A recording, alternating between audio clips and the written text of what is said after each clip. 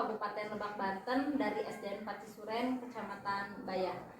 Kali ini saya akan melakukan tes wawancara, praktek wawancara dengan Bapak Kepala Sekolah SDN Pacisuren, yaitu Bapak Asep Hermawan SPDI. Selamat pagi Bapak. Selamat pagi. Ya, baiklah, percakapan yang akan saya lakukan dengan Bapak Kepala Sekolah akan segera saya mulai.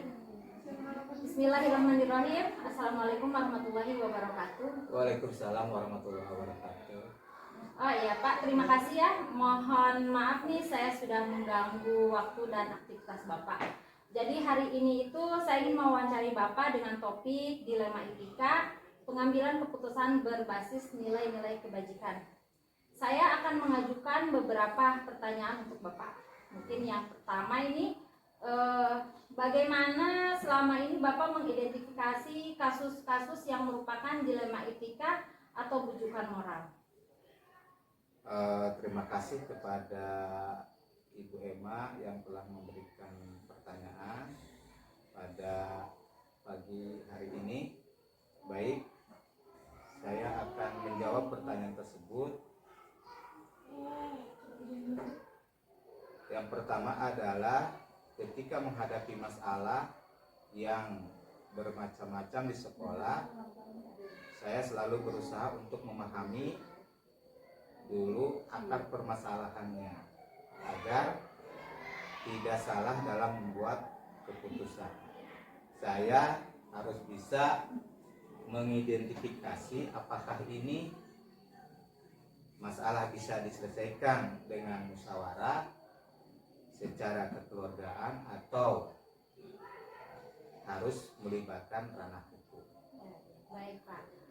Selanjutnya, selama ini bagaimana Bapak menjalankan pengambilan keputusan di sekolah Bapak, terutama untuk kasus-kasus di mana ada dua kepentingan yang sama benar-benar sama-sama benar atau sama-sama mengambil nilai kebajikan? Baik, jika kepentingan sama-sama benar, maka saya melihat apakah nilai kebenaran itu untuk pribadi saja atau personal individu atau untuk orang banyak, seperti itu.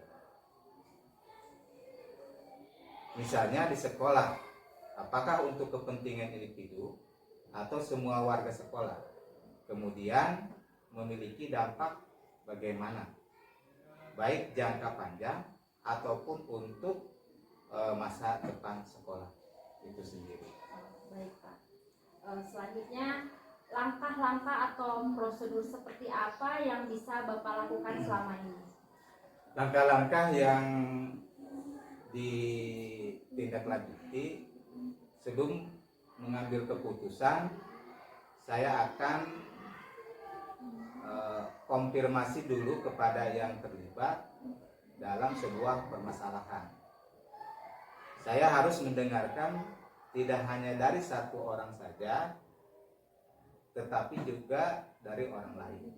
Misalnya, ketika saya mendengar kasus murid di sekolah, saya tentu akan bertanya kepada siswa yang melihat ketika terjadi masalah, bertanya kepada guru yang bersangkutan supaya saya mendengar kejelasan permasalahan, baru saya membuat keputusan.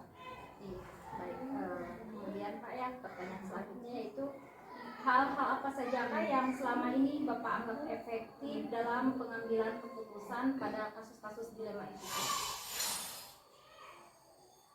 Ya, menyangkut hal-hal yang paling efektif, setiap sekolah atau setiap permasalahan pasti akan melihat terlebih dahulu akar dari permasalahan tersebut. Kemudian bertanya kepada pihak-pihak yang terkait. Kemudian saya juga berdiskusi dengan orang lain untuk selanjutnya berpikir untuk membuat kepuasan, seperti itu. Baik Pak. Kemudian Pak, hal-hal apa saja yang selama ini merupakan tantangan dalam pengambilan keputusan pada kasus-kasus dilema etika? Semua keputusan yang menyangkut banyak pihak pasti tidak akan membuat semua merasa puas. Pasti ada saja yang tidak suka. Tapi kita jangan sampai kalah selama keputusan yang kita buat sudah mementingkan banyak pihak. Benar dan dapat dipertanggungjawabkan. Jadi tantangannya justru dari pihak yang tidak suka. Nah, tapi namanya juga manusia, pasti ada saja yang tidak suka tentang permasalahan tersebut. Baik Pak. Apakah Bapak memiliki sebuah tata kelola atau jadwal tertentu dalam sebuah penyelesaian kasus dilema etika? Apakah Bapak langsung menyelesaikannya di tempat atau memiliki sebuah jadwal untuk menyelesaikannya?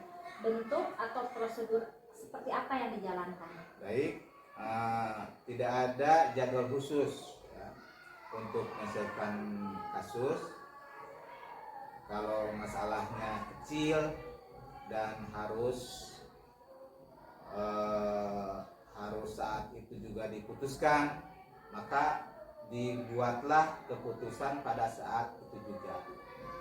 Kalau masalahnya itu berat, melibatkan banyak pihak, tentu tidak bisa diselesaikan pada hari itu, tetapi bisa besoknya atau lusanya. Yang penting tidak membuat masalah berlarut-larut. Baik Pak ya. Kemudian adakah seseorang atau faktor-faktor apa saja yang selama ini mempermudah atau membantu Bapak dalam pengambilan keputusan dalam kasus-kasus dilema etika? Ya, biasanya saya akan berdiskusi dengan pengawas, dengan sekolah jika kaitannya dengan kedinasan. Kemudian dengan komite sekolah dan rekan-rekan guru yang hadir pada saat itu. Baik Bapak, ini pertanyaan terakhir ya. Dari semua hal yang telah disampaikan nih, pembelajaran apa yang dapat Bapak petik dari pengalaman Bapak mengambil keputusan dilema etika? Dalam mengambil sebuah keputusan tidak perlu terburu-buru, harus berhati-hati, harus bisa berpikir, misalnya apa, kemudian baru mengambil keputusan. Tentu kita bisa berkolaborasi dengan pihak lain yang bisa mengatasi permasalahan yang sedang dihadapi.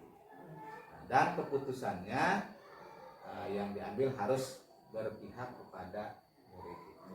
Baik Pak ya, jadi dapat saya simpulkan bahwa nilai-nilai kebajikanlah yang menjadi fondasi dalam pengambilan keputusan, dan setiap keputusan itu harus berpihak kepada murid. Terima kasih Bapak atas waktunya.